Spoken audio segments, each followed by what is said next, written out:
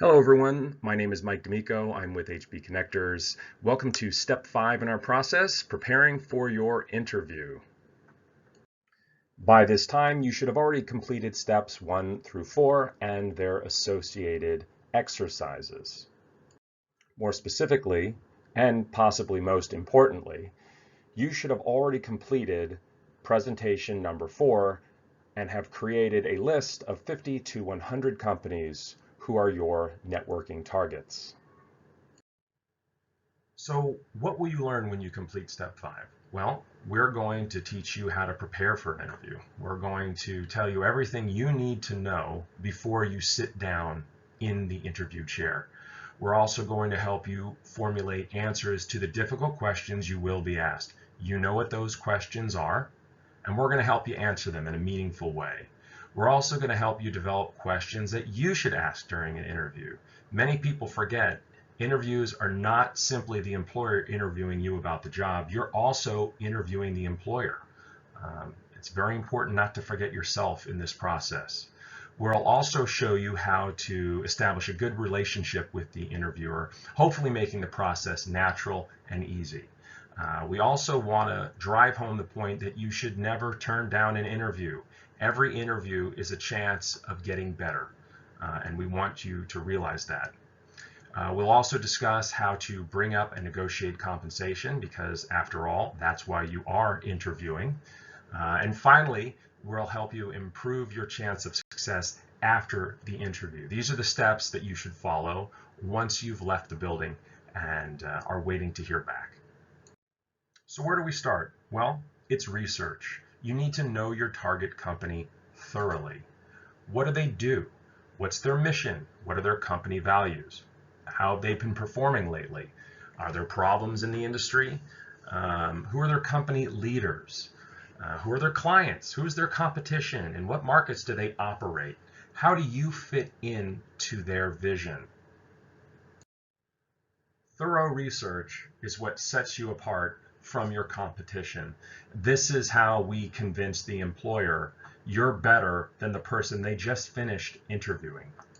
As we pointed out in step 3 of our process, LinkedIn is the key to success here. There's no better resource for looking into a company and finding out who the key players are than LinkedIn. You can look at people who actively work at the company. You can look at people who worked for the company. Do the field research. Try and reach out to them. Maybe they'll speak with you. It's a great way for you to get an insider's perspective of the position you're interviewing. You have to put the effort in here. It will pay back major dividends if you do. So now that you know all there is to know about the company, you need to know about the job. What is it? Scrutinize the job position. Does it fit your skill set? Why is it appealing to you? What is it about this job, above all other jobs, that stands out to you? You need to be able to articulate to the interviewer why you're the best candidate for the position. You do this by preparing statements, helping them understand how you will make the company a better company once you're hired. Now it's time to prepare a game plan for the interview. We're going to address all 4 of these items in much more detail in the coming slides, but you really need to understand the big picture here. You have to prepare for the questions that you're going to be asked. You have to rehearse your answers. Your answers should be easy. The conversation should flow naturally. You need to create a checklist of key points that you have to make during the interview before it ends. You cannot leave that meeting until you've made these points. And then you have to plan your arrival at the company. Don't wait to the last minute to know where it's going to be, where to park, etc. It's important to remember during this process that you have intrinsic value. You're bringing something to the table. The company is getting a lot out of you, just like you're getting a lot out of the company. Don't underestimate your value here. Note your selling points. Why are you better than somebody else? You have to sell yourself. Outline your experience, outline your tools, outline your skills. This is a good place to bring your power stories to bear and to address your situation. Questions and answers. All of these should be prepared in advance, obviously, and then committed down to writing. This will help reinforce your positions on these points. The first thing we need to consider will be 5 hot button issues for this particular position. You need to consider the job description, the job's requirements, and how you will fit in the organization. Your understanding of the industry should be able to help you in this regard. The next point we need to consider are your selling points. You need to have 5 of these. You must make these come across during the interview. These are all used to highlight what you're going to bring to the company. We also need to have 5 questions for you to ask. Again, these are questions that you need answered before you accept the job. Then we will move to 5 of the toughest questions for you to answer. All right, these are different for every person, but you know what they are. You need to commit them to writing, and you need to formulate good answers to them because they're going to come up. They are the 800-pound gorilla in the corner. Finally, you need 5 personal strengths and 3 personal weaknesses. Obviously, the strengths are easy, or they should be easy, and the personal weaknesses can be a little difficult for some people, but we know if you're honest with yourself, you will find them. The one requirement is that each of your weakness stories should end with what you learned from the instance and how you would handle them differently in the future. 5 hot button issues for the job in question. These requirements should be provided by the company. They should be somewhere near or around the ad or the job description. Obviously, this is pretty easy if you have the needed experience and the training required to perform this job. It gets a little more difficult if this job is considered a reach job and you may not have every skill, but you still think you're a really good candidate. Go through the requirements for the job and confirm that you have the requirements and the skill set to sufficiently perform this position. In the event that you don't, you really need to know what to say during the interview because it's going to come up. We now have to focus on a checklist of your key selling points. These are the items you have to discuss no matter the case, no matter the situation during the interview. You cannot get out of that interview without bringing these selling points up. All right. The key is to make the list very short. Each of the selling points have to focus on results. How are you going to make this a better company once you're hired? Type it out, print it out, make it very easy to reference. Keep it private. Don't pull it out during the interview, but keep it on your person. This is a great thing to look over before the interview, maybe in the parking lot while you're in the car. But you need to commit it to memory. This list is what you use to control the direction of the interview, and that's key here. Again, you want to drive home these points. You want to get the point across that you will make this company a better company by being under its employ. Tell your power stories here. Go ahead and bring up the star stories. But at the end of the day, do not leave that interview without getting these points across.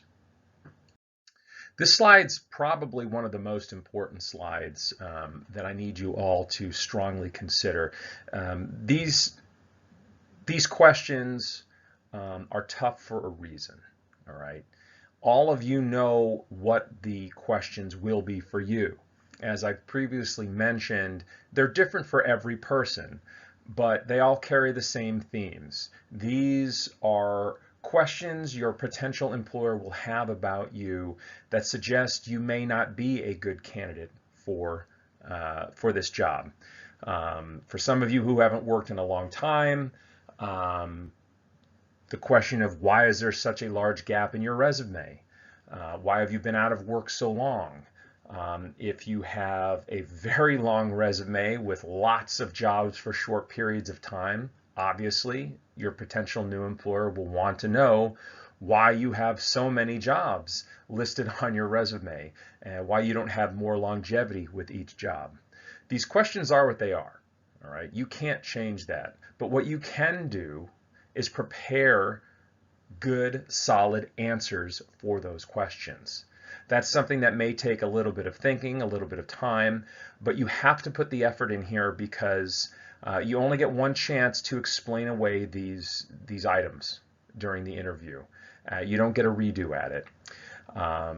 Some of these questions may be dealing with issues that probably aren't legal to ask.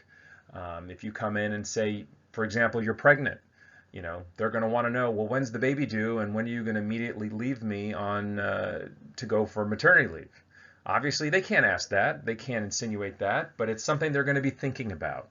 So in that instance, maybe you talk about why you want to stay with this company for the rest of your life. What draws you back to this company? How you only want to be off of work for a nominal period of time and then come back. Again, the answers, just like the questions, are going to be unique to you. So I can't help you write them. But I do want you to think about them because, again, they're not going away. They are there. And things will go much better if you have good, solid answers to the questions they're thinking. So while we're on the topic, I want to take a moment and have you write down the most difficult questions for you in particular. Think about them, commit them to writing, and we will use them again later. Every interview is different. Every interviewer may have limited experience interviewing people. They may have extensive experience interviewing people. They may be bad at it. They may be really good at it. They may have hidden ulterior motives. You may not be their first choice. Maybe on paper they've already predetermined that they don't want you. Whatever the situation may be, sometimes you may get inappropriate or just bizarre questions. You can't control whether you'll be asked one of these questions, but you can control how you react. All right. First of all, do not get emotional. Perhaps they're trying to see how you're going to react under stress. Maybe they're focused more on how you're going to behave in a bizarre situation. Okay, maybe that's the whole point of the question. There really is no right answer. If you're truly offended or unwilling to answer, then you've got to understand you need to be polite about it. You need to try and get maybe a little bit more information about the question before you answer it. Again, we don't want to offend the asker because we are asking them for a job. If you have a good answer and don't have a problem with the question, go ahead and answer it. It could be the interviewer who's out of line and the company itself doesn't know this person's doing it. Do your best in the situation and we'll go from there. Personal strengths. For some, this is a very difficult set of questions to answer, but it's very important just the same. The reason why this company is going to hire you is because theoretically you are going to make the company a better company. And you need to be able to explain to the employer why you're going to make it a better company for being employed there. You need to write these down, and hopefully you're taking it from the perspective as it relates to the job and the job's requirements. You need to project competence and strength when talking about your personal strengths. You need to show them that you have what it takes to do this job. Give this a lot of time. Commit this to writing. All right. You need to commit this to memory. Say it several times in front of a mirror or in front of a friend or a relative. But be able to project confidence when you talk about your personal strengths. Most interviewers expect you to know your strengths, but they want to see how you talk about yourself in the negative. This is why we want you to know 3 personal weaknesses. Now, these are not current weaknesses. I don't want you going in there saying, I have a complete inability to write or speak. No, what we want you to focus on are past weaknesses, things that you've realized about yourself and that you've figured out and corrected. It's important to show that you have some self-reflection when discussing these weaknesses, and that you're not just showing you've been able to see your faults, but you've been able to fix them and make yourself a better person about this.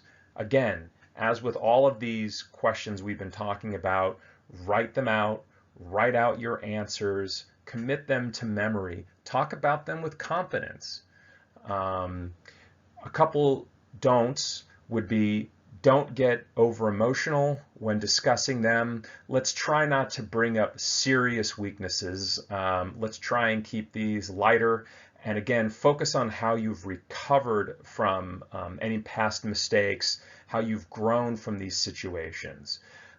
Be succinct and be pithy if possible, but again, just convey that you have the ability to reflect on yourself as a professional and that you're constantly growing and making yourself better when appropriate.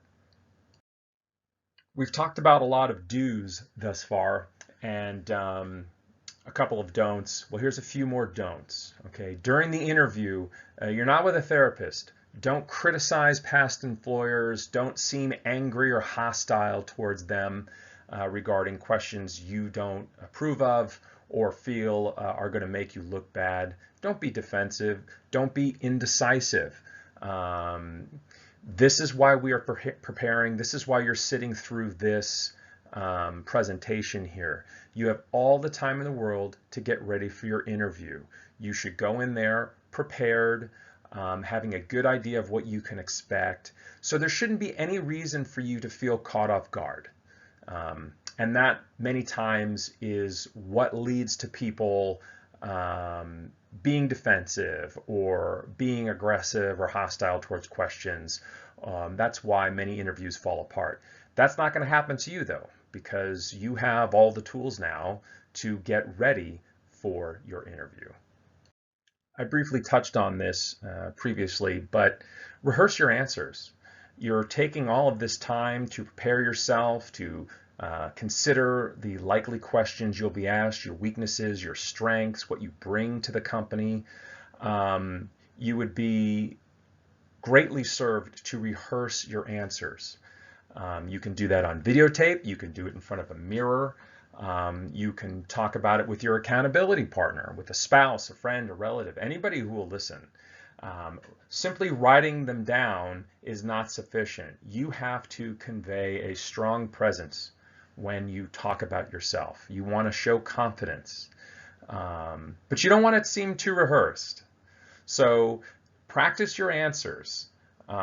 If you're thinking about possible ideas to bring up during the interview, great, but get some feedback on those ideas before you test them. You don't want to go in and do anything that you're not prepared for. That's why we're preparing. So have some feedback before your actual interview.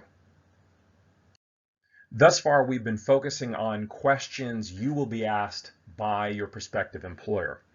But now we need to focus on questions you want to ask of your prospective employer.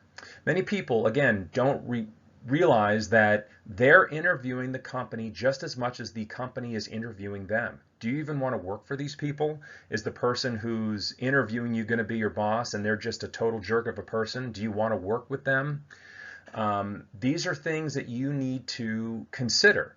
Do they have any vacation? Do they have sick time? Do they have overtime? Whatever it may be, whatever makes working for a good employer important to you is something you need to consider.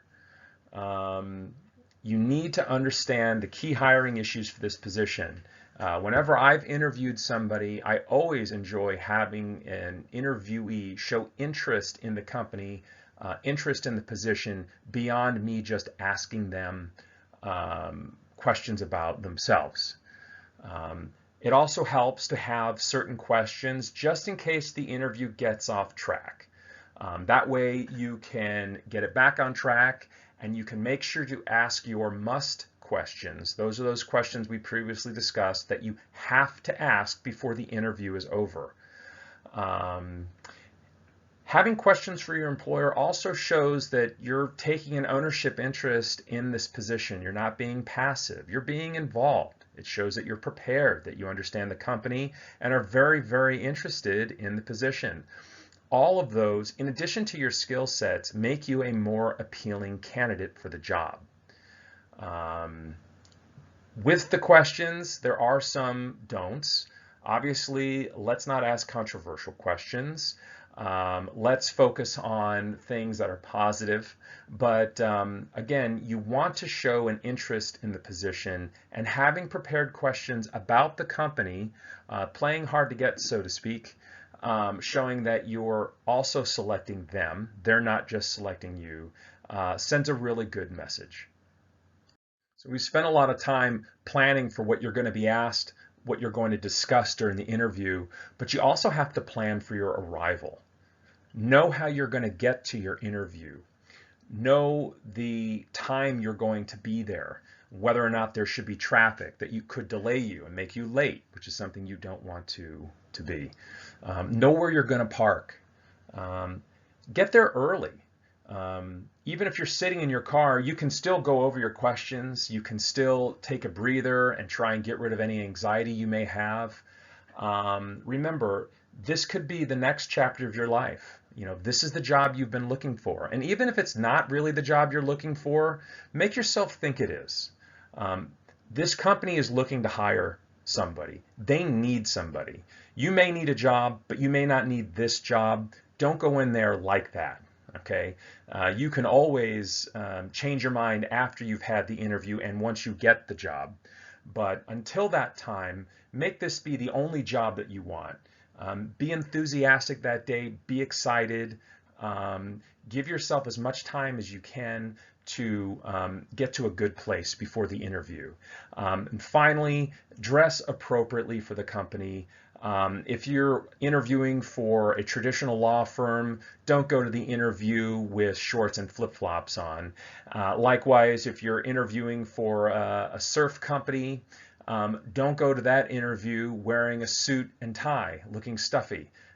You don't want to stick out for that reason. We're seeing more and more of group interviews, panel interviews. This is where you sit down with multiple people and are asked questions by multiple people. My company uses this a lot. Usually it's the immediate supervisor of the interviewee and the supervisor's supervisor.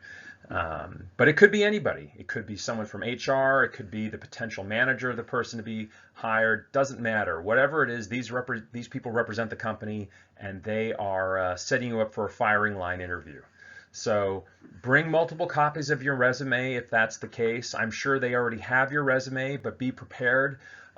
Perhaps the person who you've been working with up to that point has not forwarded your information to these other people. You never know.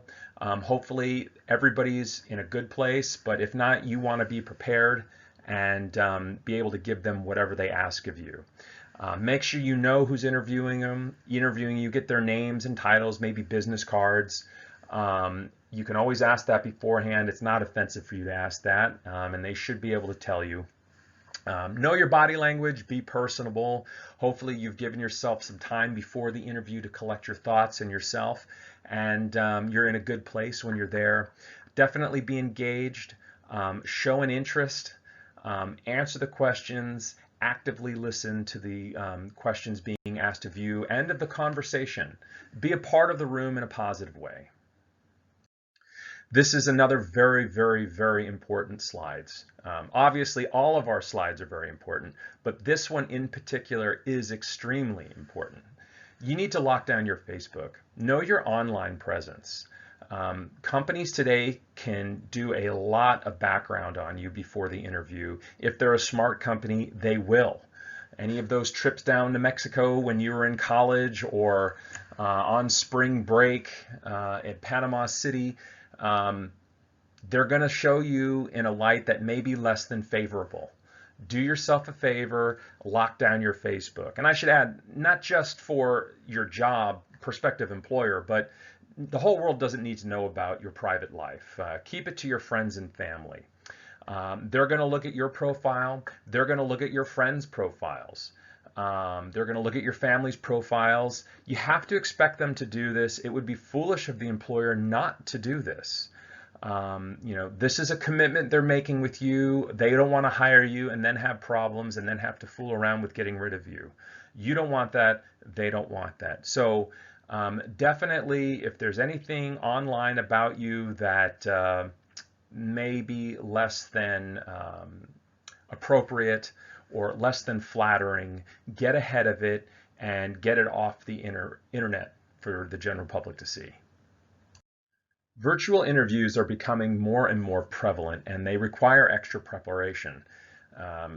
Practice your technology. Whatever method by which you will be interviewed, know the software, know your computer, know that your microphone works and that you look good on camera. Do this with a friend or a family member. Get it done before you go live with the interview. You don't want anything taking away from what you bring to the table. You don't want to look bad because of a computer. Make sure that the environment in which you find yourself during the interview is a good environment. Make sure that there's nothing distracting behind you, nothing inappropriate behind you.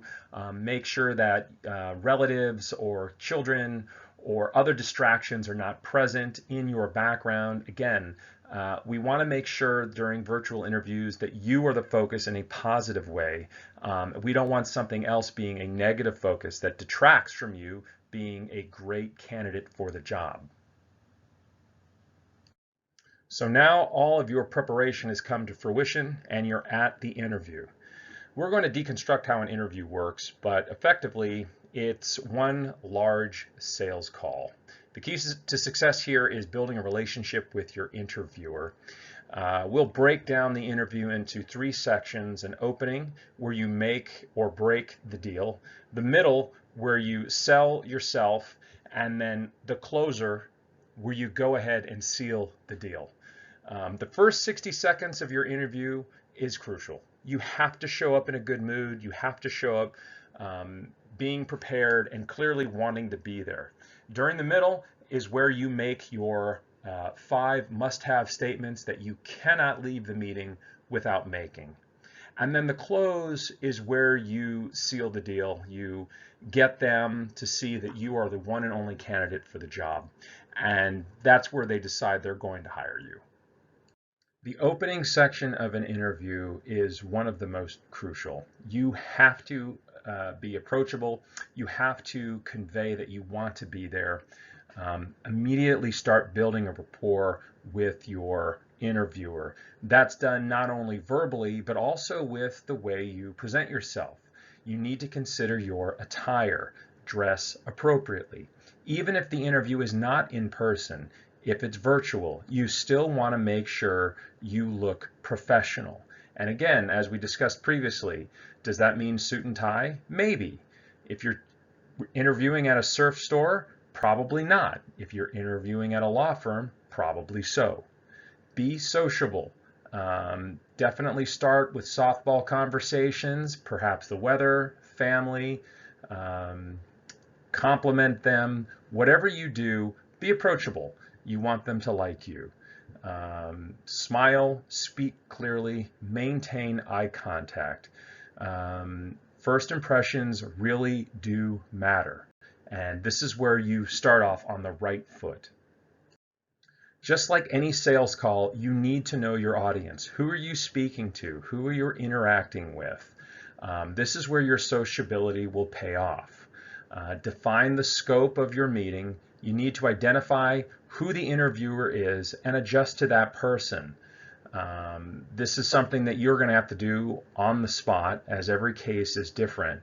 But you will be able to read your interviewer and hopefully be able to address them appropriately. You have all the power here to direct the conversation. Even though they're interrogating you, your answers will direct and drive where it goes. You can transition from one topic to another as it suits your purposes. As you transition from the opening to the middle of the interview, and remember, the middle of the interview is where we sell ourselves. It's where we give the employer our product and why our product is going to make this company better than it is without us. All right. Look for the interviewer style, adjust to it. Look for chemistry, look for bonding. If you see photographs of their family on their desk, again, feel free to say, how's your family doing? I have a little girl too. My son plays baseball, etc., etc. Whatever you do, build a relationship and continue it through the middle. This is, again, where you bring out those main points that you have to get across before the interview is over. It's crucial that you listen during the interview. Listen to the interviewer's comments. Listen to their questions carefully. Use that information to transition all of the different topics to suit your needs. Once you've completed the middle of the interview, that is, you've gotten across all the points you need to get across before the interview is done, then seal the deal. We'll come to the close. Define the next steps in the process. Will there be other interviews that you have to give? Will they be interviewing other people? What is their timeline? Consider what your timeline is. For example, do you need to give notice at a current employer? Also get an idea of when they plan to make a decision.